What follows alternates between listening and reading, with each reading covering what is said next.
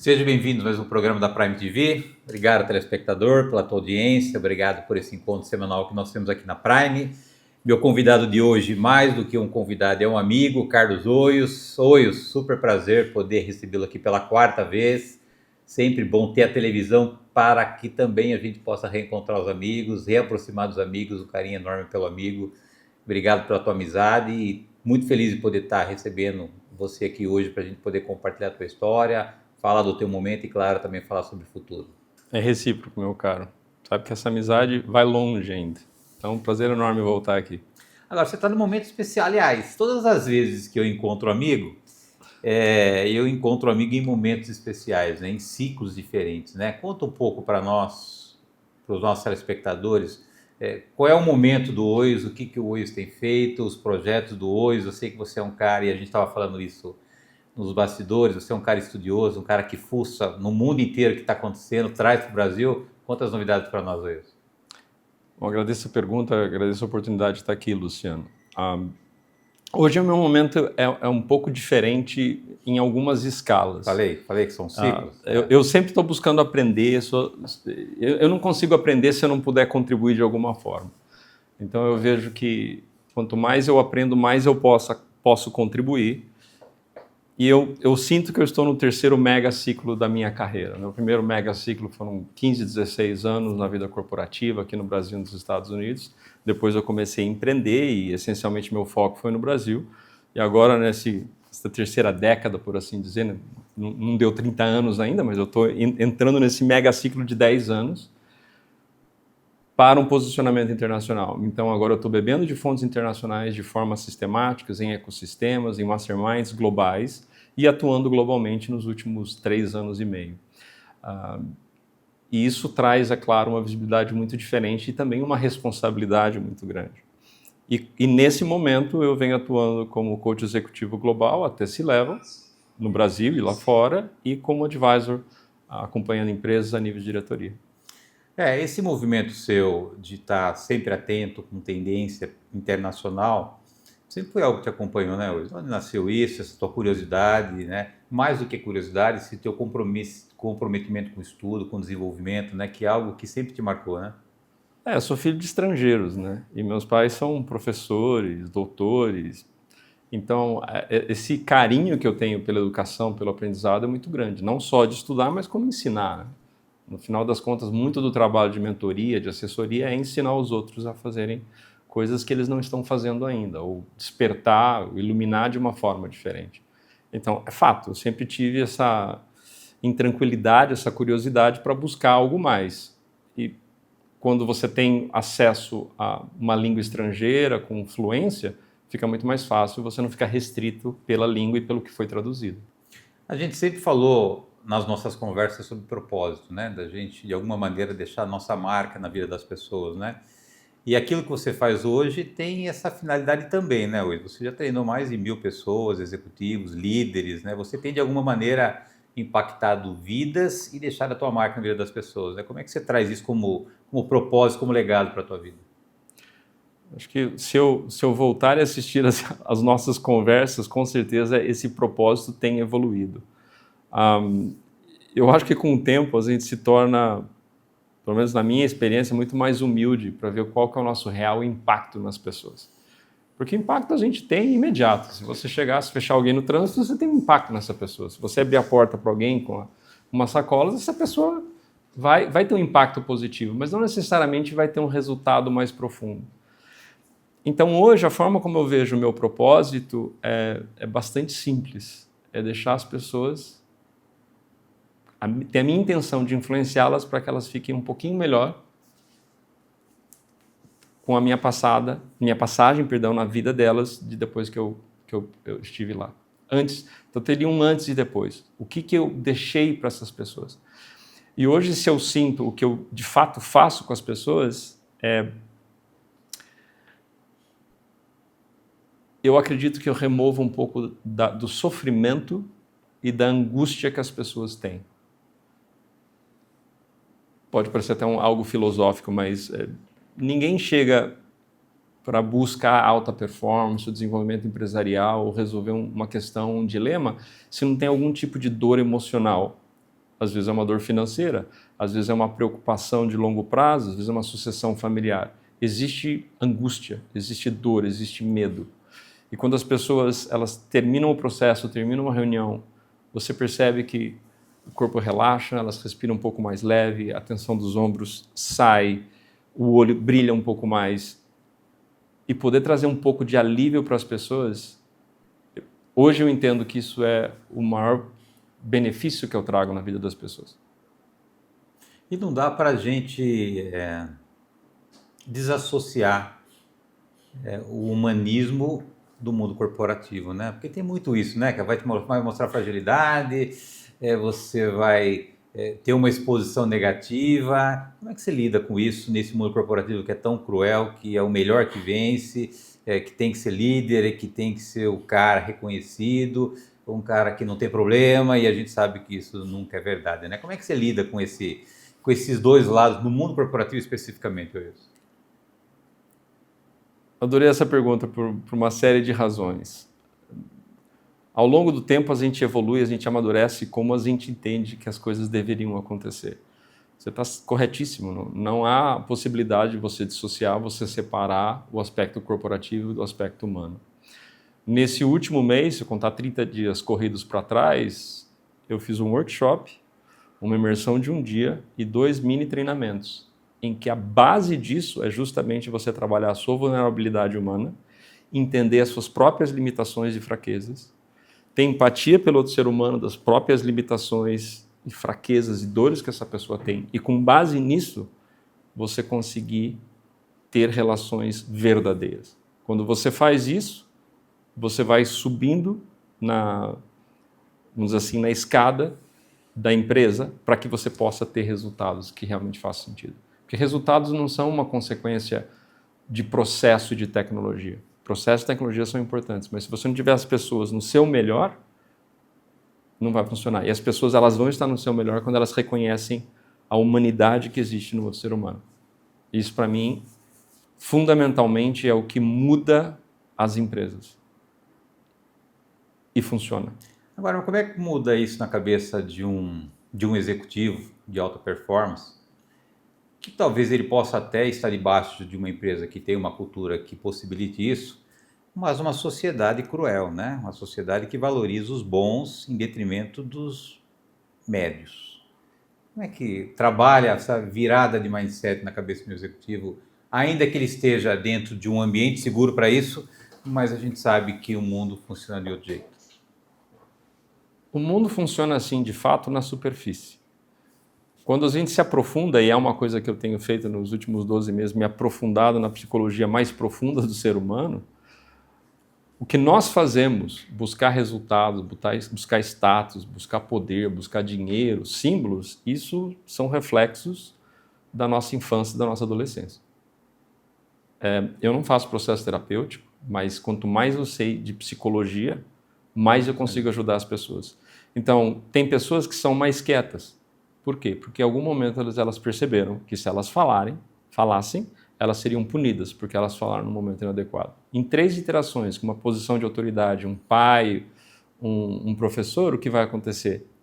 Essa pessoa se fecha e ela vai se tornar uma pessoa quieta, introspectiva.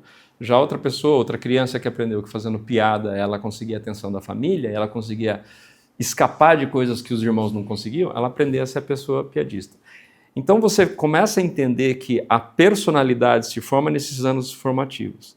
Só que o que acontece? O que a gente chama de personalidade nada mais é do que uma máscara, uma roupagem, uma armadura. E no fundo, não é o dinheiro que deixa as pessoas felizes, não é o status e poder que faz com que as pessoas se realizem. E dependendo do nível da carreira de um executivo e de um empresário, nível de consciência, nível de maturidade emocional, por assim dizer, ele vai chegar a um ponto que ele vai continuar querendo mais e mais. E vai chegar a um ponto que ele vai perceber que essa busca não tem fim. Porque sempre você consegue trocar de carro, comprar um carro a mais, ter mais dinheiro, ter mais poder, ter mais status. Até que você entender que não é sobre isso. Porque quando você chega nesse nível e você ainda está querendo mais disso, a mentalidade ainda é de escassez, não é uma mentalidade de abundância. Então, como é que eu ajudo executivos e empresários a tomarem consciência nisso? Eu consigo, sem ser direto e explícito, falar sobre questões da personalidade, que a pessoa sabe que eu estou falando de uma forma genérica, e o que acontece? A pessoa faz uma espécie de regressão e vê que o que ela está fazendo, ela está buscando uma aprovação. Um exemplo simples, vou dar o meu exemplo, que é mais fácil falar de mim do que falar de outras pessoas. Se você vê o meu escritório, tem uma série de livros. Os que estão com a capa aberta são os livros que eu escrevi, autoria, coautoria, best-seller internacional, com pessoas importantes na capa. E quando eu tomei consciência que eu estava fazendo isso, não para me posicionar, mas para honrar os meus pais, ficou muito mais fácil. Por quê? O que a gente está fazendo no final das contas é ser aceito, ser aprovado, sentir significância e reconhecimento dos demais. E a gente projeta isso na sociedade, mas no fundo existe uma parte nossa que ainda está meio quebrada. E aí quando você consegue, com informação, mostrar que ambientes com segurança psicológica e tudo mais são mais estáveis, todo mundo compra ideia. Muito bem, amigo. Adorando a conversa com você, como sempre. Vou pedir a tua licença para um rápido intervalo. Na volta, nós retomamos aqui o assunto com o Carlos Oios. O Carlos é coach executivo e business advisor. Nós voltamos no instante.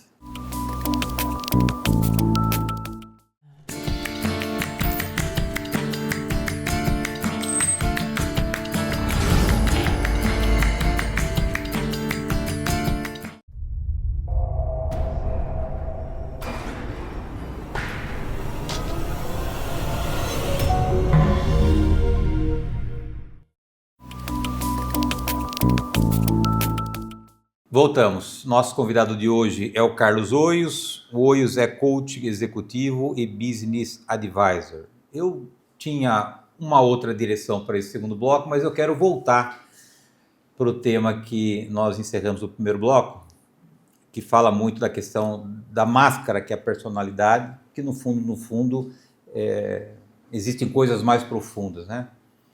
Nosso telespectador que hoje, ouvindo o amigo falar, teve essa tomada de consciência. O livro que eu deixo aberto aqui era para agradar os meus pais e não é para construir autoridade. Mas o que eu faço com isso agora? Como é que desconstrói isso de uma maneira consciente, sabendo que muito disso está no nosso subconsciente, né? Qual é a virada de chave isso? Agradeço a pergunta. Me permite explorar um tema que eu realmente sou fascinado por esse tema e é onde eu mais venho trabalhando e estudando nos últimos 12 meses, último ano. São duas formas. Primeiro, eu acredito que não é um desconstruir. Talvez é um desmontar para montar de novo. A gente nunca vai deixar de ter essas tendências que foram criadas ou desenvolvidas ou instaladas como uma forma de autoproteção e segurança. O que acontece é que você vai ter clareza de por que eu faço o que eu faço, por que você faz o que você faz, e você vai selecionar os aspectos positivos. Então, o fato de que eu tenho 8 livros publicados, um best-seller, um livro solo, em que eu falo sobre autoliderança, liderança, gestão e governança, isso vai ajudar muita gente. Só que se isso se torna um processo obsessivo e machuca a minha vida e as pessoas próximas de mim, porque eu estou precisando dessa aprovação interna, isso se torna algo negativo. E uma coisa que eu aprendi não faz muito tempo, a forma mais poderosa da gente identificar aquilo que nos limita é onde a gente se engancha em processos de crítica e julgamento. Quando eu me critico, quando eu me julgo, quando eu critico alguém, quando eu julgo alguém, quanto maior for essa intensidade emocional, essa raiva, essa ofensa, o xingamento, o palavrão, mais ele reflete que existe uma questão interna que eu preciso resolver. Vou pegar um exemplo simples, que a gente pode falar aqui ao vivo.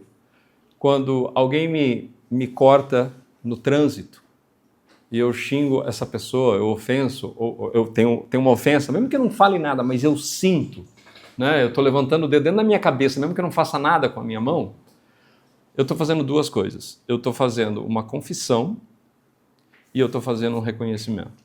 A confissão, ele é um reflexo da nossa projeção de sombra. Aquilo que eu vejo nos outros incomoda, porque eu vejo em mim que me incomoda, ou algo que aconteceu em mim durante muito tempo que me incomodou, e ainda aquilo não está cicatrizado, é uma ferida um pouco aberta. Então, o que acontece quando a pessoa ela corta e a gente julga? Uma forma de analisar, a forma que eu me autoavalio, e cada pessoa aqui tem que se autoavaliar, essa pessoa está indo mais rápida. Eu estou ficando para trás. Quantas vezes na minha vida eu fiquei para trás e eu me julguei por isso? Quantas vezes eu fui o segundo, não fui o primeiro, eu fui o terceiro? E por que eu reconheço? Essa pessoa, ela tem o brio, a coragem de ir mais rápido. E me lembra dos momentos em que eu fui mais rápido, em que eu fiz coisas que eu não deveria ter feito no trânsito. Então, essa dualidade, ela existe o tempo todo. Uma outra... E um exercício simples que você pode começar a fazer aí na sua casa, onde você estiver assistindo, ouvindo isso, é... Pense na sua ofensa favorita. Numa época, um momento da minha vida, a minha ofensa favorita era: essa pessoa é arrogante. Pessoa arrogante. Isso, sem revelar nomes, me remonta a pessoas próximas que tinham um nível de confiança incrível. Então, o que é aquilo? Qual era a minha confissão? Ou qual é a minha confissão quando eu ofendo alguém? Eu chamo essa pessoa de arrogante. A confissão é: eu não consigo ter o nível de segurança que essa pessoa tem. Eu não consigo me posicionar como essa pessoa se posiciona. E isso me machuca, porque eu fico para trás. E a admiração que eu faço, o meu elogio, o meu reconhecimento dessa pessoa, essa pessoa, ela tem coragem de fazer o que ela faz, independentemente da opinião das outras pessoas. E olha que lindo. Então, se você começa a fazer isso, você começa a notar todas as pessoas que te gatilham, todas as coisas que te fazem mal. Hoje de manhã, vindo para cá, dirigindo de Campinas, eu estava pensando numa pessoa que eu permiti me tirasse do centro. E eu falei: mas por que essa pessoa me tirou do centro? E eu analisei onde que eu reconheço essa pessoa e onde eu confessei essa dor que eu ainda tenho. E isso se torna uma ferramenta que você literalmente não precisa de mais ninguém para fazer essa auto-mentoria, esse auto-coaching. E sabe o quê? Enquanto você tiver alguma pessoa, alguma situação, algum evento que te gatilha algo negativo, você tem a oportunidade de continuar a crescer, de se desenvolver e de evoluir. Sensacional, uma super aula, obrigado, viu? Imagina. Falar agora, trazer de novo para o contexto mais corporativo. Você participa de algumas comunidades absolutamente relevantes, né? A gente está falando de Forbes, a gente está falando de Harvard. Como é que tem sido esse teu trânsito, as experiências e o quanto que isso tem agregado para a tua autoridade, para a tua visibilidade naquilo que você hoje desenvolve como negócio, Wilson? Tá, só vou qualificar para não criar uma percepção inadequada, né? A integridade é muito importante. A minha contribuição com a Harvard Business Review é muito mais no sentido de que eu participo de análise de mercado e eu dou a minha informação, eu dou o meu feedback. Então, com base nisso, eu recebo informação, recebo esses relatórios, eu tenho acesso a isso. Já na Forbes, dentro do Forbes Coach Council, que é um grupo de coaches internacionais, aí eu tenho uma voz muito mais ativa. E eu tenho a oportunidade de fato, interagir com líderes globais, com influenciadores, com best-sellers do mundo todo. Isso, com certeza, abre muito a minha cabeça. Então, eu tenho tido, mais uma vez, a oportunidade de ter acesso a livros que estão a ponto de serem publicados. As pessoas mandam para mim para receber o feedback. E cara, essa história é sensacional. Recentemente, uma pessoa que eu admiro demais, que está vindo aí no podcast internacional, que isso é uma das coisas que eu estou fazendo. Eu lancei meu podcast internacional em fevereiro, 100% em inglês, com pessoas de fora. Ela pediu para eu fazer a introdução do livro. Eu falei: qual é o privilégio de você poder fazer um negócio? E sem falar que a história é fantástica, sensacional. Então, assim, quanto mais você está em ambientes em que você sabe menos ou sabe muito menos, mais você tem a capacidade de aprender. Desde que você tenha disciplina, que você tenha humildade e, claro, tem a possibilidade de contribuir. Lá, dentro do conselho da Forbes com coaches, eu consigo contribuir dentro de um grupo de networking. Então, eu faço webinários, inclusive os webinários, as apresentações dentro dessa comunidade do ano passado, foram os 2 que foram premiados dentro do grupo. Você sabe, eu amo networking, é a minha vida, e nós não estaríamos aqui se não fosse networking. Já que você deixou a bola pingando, eu não posso deixar de falar sobre o network. Como é que os relacionamentos te ajudaram a você chegar até onde você chegou e como é que você hoje, com a tua agenda absolutamente concorrida, consegue nutrir os relacionamentos, Wilson? Eu gostaria de nutrir meus relacionamentos de uma forma mais consistente do que eu nutro hoje. Sempre é uma escolha, sempre é uma decisão, continuar nutrindo relacionamentos e conhecendo pessoas novas. A essência do networking para mim é estar presente com as pessoas. Eu acredito que eu já falei isso antes, aqui. Para mim, a presença executiva é algo que é bonito, a gente vê na teoria, mas para mim a presença humana ela vem antes da presença executiva. E a forma como eu entendo presença é estar presente no presente, com os presentes e ser um presente. Quando eu trago isso para o mundo dos relacionamentos, você sai de trás dos seus olhos e você fica focado naquilo que está em frente aos seus olhos. E quando eu estou presente para ser um presente para as pessoas, o meu foco é entender como é que eu posso contribuir com esse ser humano que está na minha frente, independentemente de qualquer tipo de negócio. Então, mais do que quantidade ou frequência, é intensidade do momento. E o que eu acredito, e eu tenho escrito sobre isso na Forbes, muitas pessoas focam no networking como vendas. A gente estava comentando no corredor antes da gente entrar aqui, que chega até a ser cômico como as pessoas se aproximam da gente no LinkedIn. Mas se você foca em construir relacionamento, mas é uma conexão superficial, leva muito tempo para que essa conexão se transforme em frutos positivos para todos e para a rede. Quando você entra com a percepção de como eu posso ajudar esse ser humano, como eu posso agregar valor para essa pessoa, para esse negócio, você muda o nível de jogo. E o ponto fundamental em que as pessoas se confundem não é valor monetário e financeiro, é valor emocional. Um negócio vai gerar tranquilidade. Uma apresentação vai trazer pertencimento. Uma entrevista vai trazer autoridade. E isso faz com que a pessoa se sinta bem. Então o foco não é na superfície, é na profundidade. E a gente só aprende isso com a presença. Sensacional. Falando do CPF agora, né? Você é um cara regrado, um cara disciplinado, cuida do corpo, cuida da mente, cuida do espírito. Compartilha com o nosso telespectador essa tua vida equilibrada, que talvez você vai dizer que nem sempre é possível, mas eu sei que isso é algo que está absolutamente no teu radar como prioridade, né? Como é que você cuida dessas áreas da sua vida de uma maneira compartimentada, como eu sei que você cuida, Wilson? Eu acredito que Deus me deu uma grande motivação para me cuidar. E acredito que eu já comentei isso antes, eu tenho uma perna mecânica, independente de como eu cheguei lá. Se eu não me cuidar, eu vivo em dor. E eu me sinto limitado. E eu não consigo fazer as coisas que eu consigo fazer. Então eu tenho um GPS. Quando me dói, eu sei que eu não estou me cuidando. Agora, se eu faço alongamentos de forma sistemática, se eu faço musculação, trabalho o meu core, se eu faço meu jejum intermitente, se eu bebo bastante água, se eu trabalho minha nutrição com acompanhamento de suplementação, a minha vida é boa. É muito difícil ter um software bom se o hardware está ruim. Todo o meu processo de coaching, ou de mentoria, ou de advisory, começa a conhecer as pessoas no nível de anamnese. Como é que você está? Porque se o corpo não está bem, o cérebro também não está no seu melhor. Se o cérebro não está melhor, a mente não vai operar no melhor. Isso é cientificamente comprovado.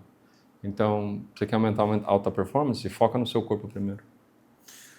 Provavelmente nós temos telespectadores hoje que estão nos acompanhando e nos prestigiando, que sonham, têm projetos, objetivos. Uns desejam subir na carreira, outros desejam ter sucesso nos negócios, outros empreender. Claro que não tem uma fórmula mágica para isso, mas se você pudesse, com base nas suas experiências de treinamento, de coaching, dar algumas dicas, o que você faria para esse telespectador? Esteja com pessoas que já trilharam o caminho e saibam mais do que você para que possam te orientar.